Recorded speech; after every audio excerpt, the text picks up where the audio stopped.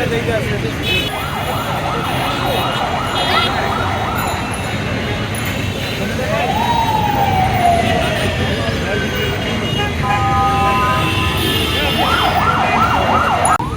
যে ফ্যাসিস্ট, খুনি, অপরাধী শেখ হাসিনার একটি প্রতীকী এখানে ঝুলাবো, এটা আমাদের জন্য অত্যন্ত লজ্জাজনক, অত্যন্ত লজ্জাজনক। আবার কিছু অপশক্তি যারা কিনা ফ্যাসিস্টের শক্তি, আমরা বুঝতেছি, আমরা জানতেছি, জানার পরও তাদের সংবাদ, তাদের কথা, তাদের বার্তা খণ্ডন করার জন্য আমরা আবার এই রাজু ভাস্কর্যে দাঁড়িয়েছি।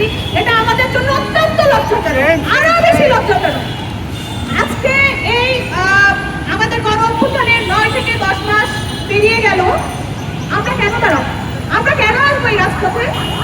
তাদের জন্য ওই চেয়ার, আমাদের জনাব অ্যাডভাইজার স্যাররা যেখানে বসে আছেন, তারা কি জানেন নাকি তারা খুঁজছেন? আমাদের মন্ত্রণালয়গুলোতে আমার কথায় সহজ ভাষায় হলো সরিষার মধ্যে ভূত আছে।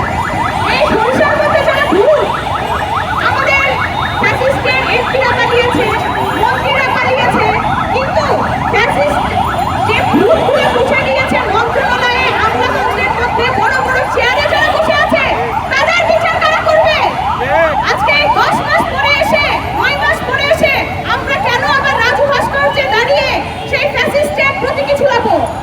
যাকে আমরা মানুষ মনে করি না, যাকে আমরা অমানুষও মনে করি না, যাকে কোনো জন্তুর কাতারেও ফেলা যায় না, সে কি করে নারী হয়? তার জেন্ডার কি করে হয়? এই খণ্ডন আমাদের জন্য অত্যন্ত লজ্জাজনক, এই খণ্ডন আমাদের জন্য অত্যন্ত দুঃখজনক। আমাদের কোনো দল নেই, আমাদের শত্রু তারাই, অপশক্তি, ফ্যাসিস্ট।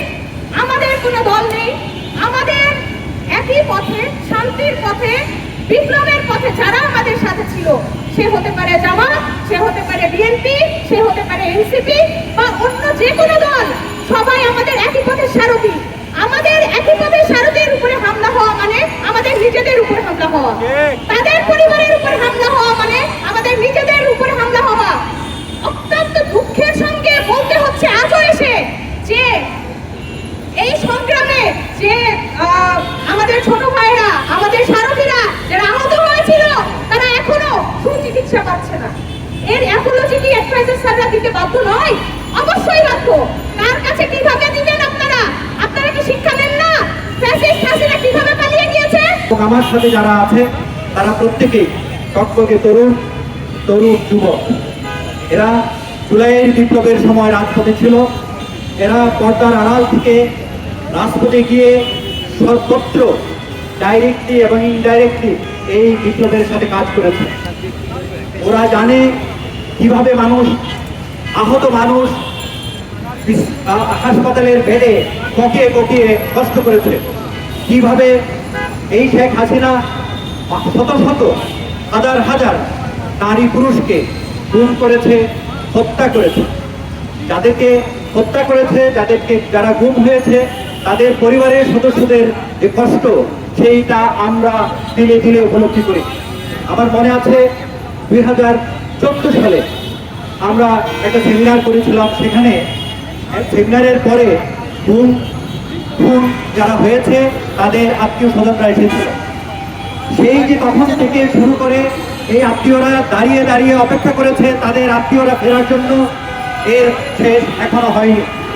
তাই এই জাতির একটাই মাত্র আকাঙ্ক্ষা, সেটা হলো শেখ হাসিনা যে তাকে স্বৈরাচার, সে ডাইনি, সে হত্যাকারী, সে খুনি, তার বিচার হতে হবে। তার বিচার করাটাই এখন প্রাইমারি টার্গেট। কিন্তু শেখ হাসিনার দোসররা আছে, বিদেশি বন্ধুরা আছে, স্বদেশী বন্ধুরা আছে, স্বদেশী গুপ্তচররা আছে। তারা এখনো সবাই সচেতন, তারা এখনো সবাই সক্রিয়। ধীরে ধীরে ওরা বেরিয়ে আসছে। আপনাদের এই যে সাংবাদিকতার অঙ্গনে এমন এমন লোকরা আছে যারা শেখ হাসিনার কে উৎসাহ দিয়ে এই গণতন্ত্র, এই বিপ্লবকে শেষ করে দিতে চেয়েছিল। তারা এখন আবার নতুনভাবে সংগঠিত হচ্ছে, প্রতিক্রিয়া তৈরি করছে, যাতে করে আমাদের জুলাইয়ের চেতনা নষ্ট হয়ে যায়। আমাদের সবাইকে জুলাইয়ের চেতনাকে জাগ্রত রাখতে হবে।